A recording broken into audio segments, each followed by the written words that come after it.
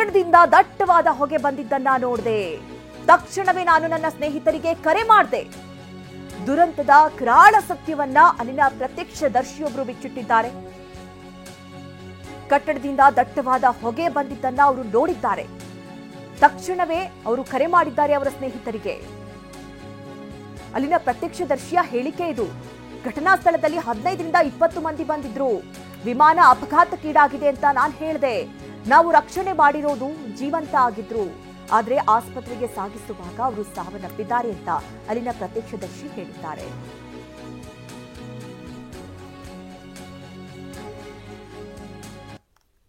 मैंने जो देखा है ना मैं सबसे पहले गार्डन के पास एंटर हुआ ना, वहाँ से धुआं, इतना सारा धुआं जैसे कि अचानक से कुछ बारिश जैसा बहुत खतरनाक भवंडर जैसा आने वाला ऐसा धुआं लगा मेरे को और फायर होने लगी। अच्छा, कितने लोगों को रेस्क्यू किया और क्या देखा? अंदर गए? मेरे ग्रुप ने, मैंने फोन किया तुरंत ही, तो मेरे ग्रुप के थे करीब 15 से 20 जन आ चुके थे, साथ में क्रिकेट खेल रहे थे। उन लोग को ब्लास्ट का आवाज आया। मैं गार्डन के पास था, वो लोग इससे भी पीछे के मैदान में थे, उन लोग को आवाज आया पर उन लोग को नहीं मालूम कि क्या हुआ। फिर मैंने बोला कि प्लेन ब्लास्ट हुआ, इधर आ जाओ जल्दी, बाकी सबकी जान जा रही है, जल्दी बचाने आ जाओ। सब लोग भागते भागते आए। एक जन भागा, ऐसा मेरा दोस्त, उसका नाम राहुल पटनी है, उसके चप्पल टूट गए, उसको पैरों में कांच लगे अंदर कैंटीन में। आपने डेड बॉडीज कितनी निकाली? डेड बॉडीज एक भी नहीं निकाली हमने, जितनी निकाली वो जिंदा थी, उसमें से 2 डेड ले जाते 2 जन की डेथ हो गई। कितने लोगों को किया? हमने करीब मैं जब तक था तब तक 4 लोग को रेस्क्यू किया। अच्छा, सिलेंडर वगैरह कुछ से आपने निकाला? हाँ, और बाकी सबने निकाले, करीब 20 से 25 जन तो निकाले अंदर से स्टूडेंट। ಅಲ್ಲಿನ ಪ್ರತ್ಯಕ್ಷದರ್ಶಿಯೊಬ್ಬರು ಹೇಳಿದ್ದನ್ನ ನೀವು ಗಮನಿಸಿದ್ರಿ. ಅವರು ಪತನ ಆದಂತಹ ಸಂದರ್ಭದಲ್ಲಿ ತುಂಬಾ ಹತ್ತಿರದಲ್ಲೇ ಇದ್ದಂತಹ ವ್ಯಕ್ತಿ. ಅದನ್ನ ನೋಡಿದ ತಕ್ಷಣ ಏನಾಯ್ತು ಏನು ಅಂತ ನೋಡೋಷ್ಟರಲ್ಲಿ ಅದು ಬ್ಲಾಸ್ಟ್ ಆಗುತ್ತೆ. ಒಂದಷ್ಟು ಜನ ನೆಲಕ್ಕಪ್ಪಳಿಸ್ತಾರೆ. ಅಂಥವರನ್ನ ಯಾರೆಲ್ಲ ಆ ಒಂದು ಘಟನೆಯಲ್ಲಿ ಸಿಲುಕಾಕೊಂಡಿದ್ರು ಅವರನ್ನ ಬದುಕಿಸುವಂತಹ ಪ್ರಯತ್ನ, ಅಂದ್ರೆ ಆಸ್ಪತ್ರೆಗೆ ಸಾಗಿಸುವಂತಹ ಪ್ರಯತ್ನಗಳಾಯ್ತು. ಆದ್ರೆ ಮಾರ್ಗ ಮಧ್ಯದಲ್ಲಿ ಅವರು ಜೀವವನ್ನ ಬಿಟ್ಟಿದ್ದಾರೆ ಎನ್ನುವಂಥ ಮಾತನ್ನ ಹೇಳಿದ್ರು. ಇನ್ನು ಈ ಬಗ್ಗೆ ಹೆಚ್ಚಿನ ಡೀಟೇಲ್ಸ್ ಅನ್ನ ನೀಡ್ತಾರೆ ನಮ್ಮ ಪ್ರತಿನಿಧಿ ಹರೀಶ್. ನೇರ ಸಂಪರ್ಕದಲ್ಲಿ ನಮ್ಮನ್ನ ಜಾಯ್ನ್ ಆಗ್ತಾ ಇದ್ದಾರೆ. ಹರೀಶ್, ನಾವು ಗಮನಿಸ್ತಾ ಇರೋ ಹಾಗೆ ಇದೊಂದು ರೀತಿ ಕರಾಳ ದುರಂತ ಅಂತಾನೆ ಹೇಳಬಹುದು. ಏಕೆಂದ್ರೆ ಸಾಕಷ್ಟು ಜನ ಆ ಅಪಘಾತ ಆದ ನಂತರದಲ್ಲೂ ಒಂದಷ್ಟು ಜೀವವನ್ನ ಹಿಡಿದಿಟ್ಕೊಂಡಿದ್ರು. ಆದ್ರೆ ಆಸ್ಪತ್ರೆಗೆ ಸಾಗಿಸುವ ಮಾರ್ಗ ಮಧ್ಯದಲ್ಲಿ ಅವರು ಜೀವವನ್ನ ಕಳ್ಕೊಂಡ್ರು ಅಂತ ಅಲ್ಲಿನ ಪ್ರತ್ಯಕ್ಷದರ್ಶಿಗಳು ಕೂಡ ಹೇಳ್ತಾ ಇದ್ರು. ಸದ್ಯದ ಸಿಚುವೇಶನ್ ಯಾವ ರೀತಿ ಇದೆ, ಏನೆಲ್ಲ ಅಪ್ಡೇಟ್ಸ್ ಸಿಗ್ತಾ ಇದೆ ಹರೀಶ್?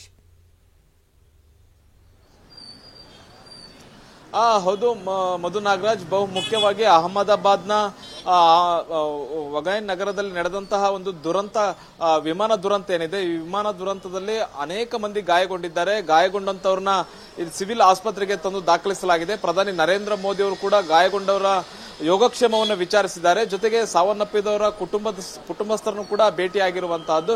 ಈಗ ಪ್ರಧಾನಿ ನರೇಂದ್ರ ಮೋದಿ ಅವರು ವಿಮಾನ ನಿಲ್ದಾಣದಲ್ಲಿಯೇ ವಿಶೇಷವಾದಂತಹ ಸಭೆಯನ್ನು ನಡೆಸ್ತಾ ಇದ್ದಾರೆ. ಡಿಜಿಸಿ ಅಧಿಕಾರಿಗಳು, NDRF, SDRF ಅಧಿಕಾರಿಗಳೊಂದಿಗೆ ಸಭೆಯನ್ನ ಮಾಡ್ತಾ ಇದ್ದಾರೆ.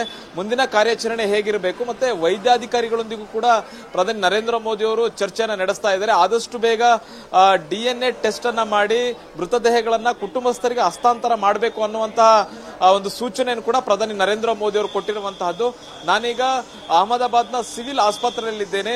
ಇಲ್ಲಿ ಗಾಯಾಳುಗಳನ್ನು ಕೂಡ ದಾಖಲು ಮಾಡಲಾಗಿದೆ. ಹಾಗೆ ಮೃತದೇಹಗಳನ್ನು ಕೂಡ ಇದೇ ಆಸ್ಪತ್ರೆಯಲ್ಲಿ ಇಡಲಾಗಿದೆ. ಮೃತದೇಹಗಳನ್ನ DNA ಟೆಸ್ಟ್ ಮಾಡುವಂತಹ ಕೆಲಸ ಕೂಡ ಈಗ ನಡೀತಾ ಇರುವಂತಹದ್ದು. ನಾನೀಗ ಸಿವಿಲ್ ಆಸ್ಪತ್ರೆಯ ಪರಿಸ್ಥಿತಿ ಹೇಗಿದೆ, ಇಲ್ಲಿನ ವಾತಾವರಣ ಹೇಗಿದೆ ಅನ್ನುವಂತ ತೋರಿಸುವಂತ ಪ್ರಯತ್ನವನ್ನ ನಮ್ಮ ಕ್ಯಾಮರಾಮನ್ ಗಣೇಶ್ ಪ್ರಸಾದ್ ಮಾಡ್ತಾರೆ. ನೋಡಬಹುದು, ಇದು ಸಿವಿಲ್ ಆಸ್ಪತ್ರೆ. ಈ ಅಹಮದಾಬಾದ್ನ ಈ ಸಿವಿಲ್ ಆಸ್ಪತ್ರೆಯಲ್ಲೇ ಪ್ರಮುಖವಾಗಿ ಎಲ್ಲ ಮೃತದೇಹಗಳನ್ನ ಇಲ್ಲಿ ಇಡಲಾಗಿದೆ. ಪ್ರಮುಖವಾಗಿ DNA ಟೆಸ್ಟ್ ಕೂಡ ಈಗ ನಡೀತಾ ಇರುವಂತಹದ್ದು. ಪ್ರಮುಖವಾಗಿ ಎಲ್ಲಾ DNA ಟೆಸ್ಟ್ ಗಳನ್ನ ಆದಷ್ಟು ಬೇಗ ಮಾಡಬೇಕು ಅನ್ನುವಂತ ನಿಟ್ಟಿನಲ್ಲಿ ಪ್ರಧಾನಿ ನರೇಂದ್ರ ಮೋದಿ ಅವರು ಸೂಚನೆಯನ್ನು ಕೊಡ್ತಾ ಇದ್ದಾರೆ. ಇದೇ ಜಾಗದಲ್ಲಿ ಈಗ DNA ಟೆಸ್ಟ್ ನಡೀತಾ ಇದೆ. ಒಂದ್ ಕಡೆ ಫಸ್ಟ್ ಫ್ಲೋರ್ ಹಾಗೂ ಸೆಕೆಂಡ್ ಫ್ಲೋರ್ ನಲ್ಲಿ ಗಾಯಾಳುಗಳಿಗೆ ಚಿಕಿತ್ಸೆಯನ್ನು ಕೊಡಲಾಗ್ತಿದೆ. ಯಾರನ್ನು ಕೂಡ ಒಳಗಡೆ ಹೋಗ್ಲಿಕ್ಕೆ ಬಿಡ್ತಾ ಇಲ್ಲ. ಮತ್ತೆ ಗಾಯಾಳುಗಳಿಗೆ ಯಾವುದೇ ರೀತಿಯಂತ ಸಮಸ್ಯೆ ಆಗಬಾರ್ದು, ಇನ್ಫೆಕ್ಷನ್ಸ್ ಆಗಬಾರ್ದು ಅನ್ನುವಂತ ನಿಟ್ಟಿನಲ್ಲಿ ಯಾರಿಗೂ ಕೂಡ ಒಳಗಡೆ ಹೋಗ್ಲಿಕ್ಕೆ ಅವಕಾಶ ಇಲ್ಲ. ಅಲ್ಲಿನ ಕೂತಿರೋರು, ಅಲ್ಲಿ ಸಂಬಂಧಿಕರುಗಳು ಕೂತಿದ್ದಾರೆ.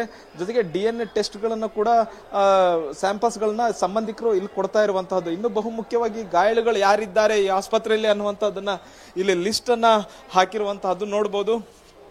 ಇಲ್ಲಿ ಈ ಆಸ್ಪತ್ರೆ ಸೂಚನಾ ಫಲಕದಲ್ಲಿ ಇಷ್ಟು ಮಂದಿ ಗಾಯಾಳುಗಳು ಈ ಫ್ಲೋರ್ ನಲ್ಲಿ ಈಗ ಚಿಕಿತ್ಸೆನ ಪಡಿತಾ ಇರುವಂತಹದ್ದು. ಇಲ್ಲಿ ವಿಶ್ವಾಸ್ ಕುಮಾರ್ ಅಂದ್ರೆ ವಿಮಾನದಲ್ಲಿ ಇದ್ದಂತಹ ಬದುಕಿ ಉಳಿದಂತಹ ಏಕೈಕ ಪ್ರಯಾಣಿಕ ರಮೇಶ್ ವಿಶ್ವಾಸ್ ಕುಮಾರ್, ಇವರಿಗೂ ಕೂಡ ಇದೇ ಆಸ್ಪತ್ರೆಯಲ್ಲಿ ಫಸ್ಟ್ ಫ್ಲೋರ್ ನಲ್ಲಿ ಚಿಕಿತ್ಸೆಯನ್ನ ಕೊಡಲಾಗ್ತಾ ಇದೆ. ಇವರನ್ನೇ ಪ್ರಧಾನಿ ನರೇಂದ್ರ ಮೋದಿ ಅವರು ಭೇಟಿಯಾಗಿದ್ರು.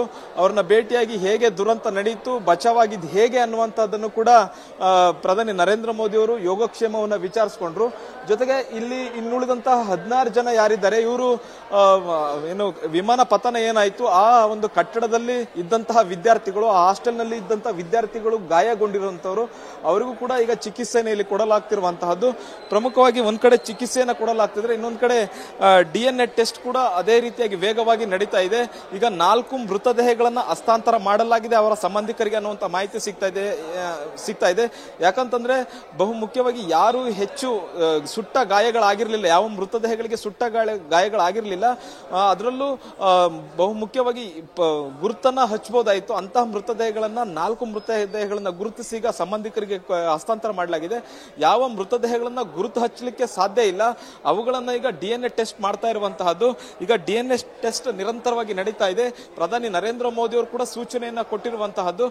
ಆದಷ್ಟು ಬೇಗ DNA ಟೆಸ್ಟ್ ಗಳನ್ನ ಮಾಡಿ ಅವರ ಸಂಬಂಧಿಕರಿಗೆ ಮೃತದೇಹಗಳನ್ನ ಆದಷ್ಟು ಬೇಗ ಅವರಿಗೆ ಕೊಡಬೇಕು ಅನ್ನುವಂತ ಸೂಚನೆಯನ್ನು ಕೊಟ್ಟಿದ್ದಾರೆ. ಅದೇ ರೀತಿಯಾಗಿ ಈಗ ನಿರಂತರವಾಗಿ DNA ಟೆಸ್ಟ್ ನಡೀತಾ ಇದೆ. ಮತ್ತೆ ಮೃತದೇಹಗಳನ್ನ ಹಸ್ತಾಂತರಿಸುವಂತ ಕೆಲಸ ಕೂಡ ಈಗ ಅಹಮದಾಬಾದ್ನ ಸಿವಿಲ್ ಆಸ್ಪತ್ರೆಯಲ್ಲಿ ನಡೀತಾ ಇದೆ. Madhu Nagaraj. Okay Harish, thank you ನಿಮ್ಮೆಲ್ಲ ಡೀಟೇಲ್ಸ್ಗಾಗಿ.